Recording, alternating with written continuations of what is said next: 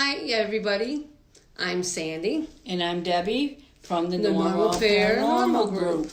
We come with another story like we promised. And this time we're going to talk about the little girls, the ghost girls in our attic. And I'm going to let Sandy proceed with her story. Yes, I was about 6 years old, 7.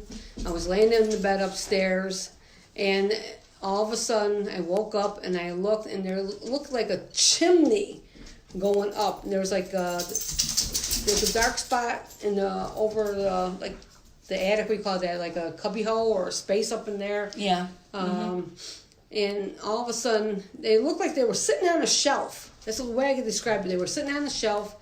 They had old-time clothes or was white. One had blonde hair and the other one had brown hair. And they were in those like Shirley Temple locks, curly locks.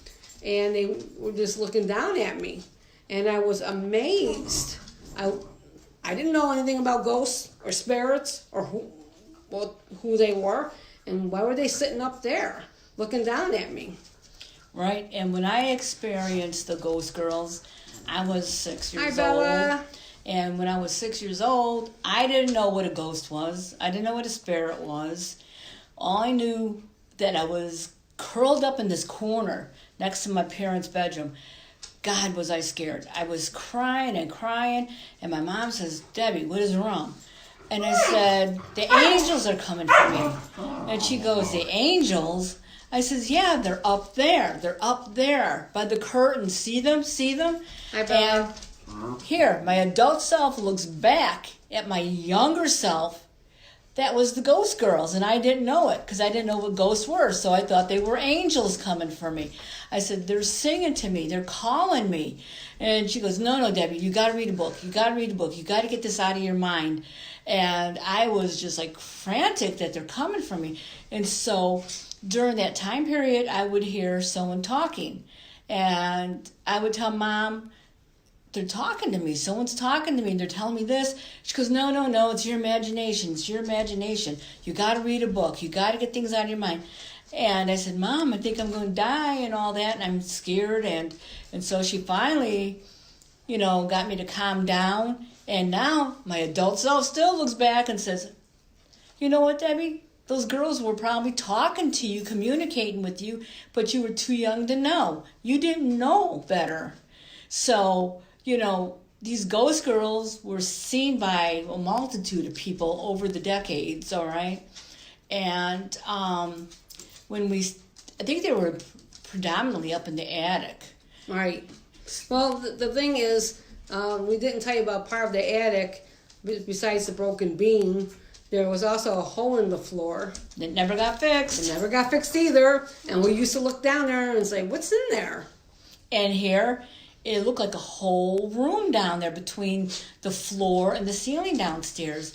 And this room had this most beautiful wallpaper, old-time wallpaper.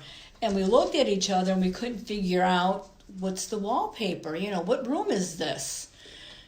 But I also have to tell you, since when we were young, we had continuous dreams. I don't know why, but we were always going in this tunnel, like between the walls, like between a vent or something, and we're going down there and following these girls.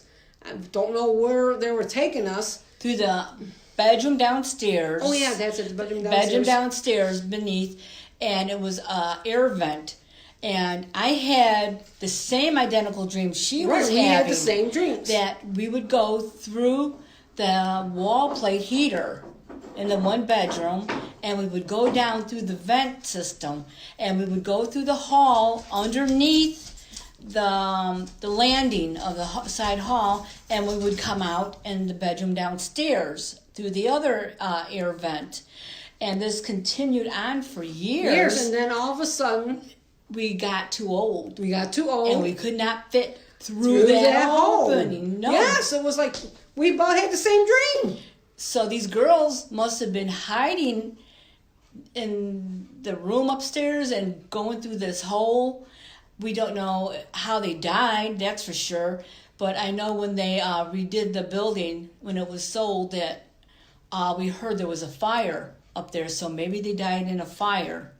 But they were always our protector and watched over us. And they look like our age. Oh, yeah. Yeah, about 7 years old, 6 years old. Yep. And that's the time a couple of our toys disappeared, remember? Oh, yes. And we like, where's our stuff? We look all over the place and can't find it, but we will always try to look up in that part of the attic, and we can't see. It was too dark, and we always look in the hole in the floor. Can't see it through there. Nope. And on the side where my mom and dad had a bookcase, and it was like an opening between the wall and the brick wall. So we would try to look in there. It's like things disappeared.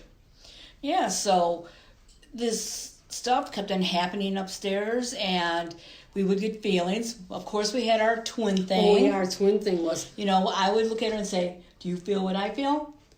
And I would say yes. And then we would both jump down the stairs to the landing. Take 2 big leaps, and Yep. we're out from the upstairs. Yes. But And- we both had to have the same feeling. Yeah. We both had to say, if one had a feeling, it didn't mean anything. But both of us, we always looked at each other. Yes. Do we? Right? We always look at each other and said, do you feel feel what I feel? At the same identical time. Right. And believe me, we went running. I even had a cup fly past my head once.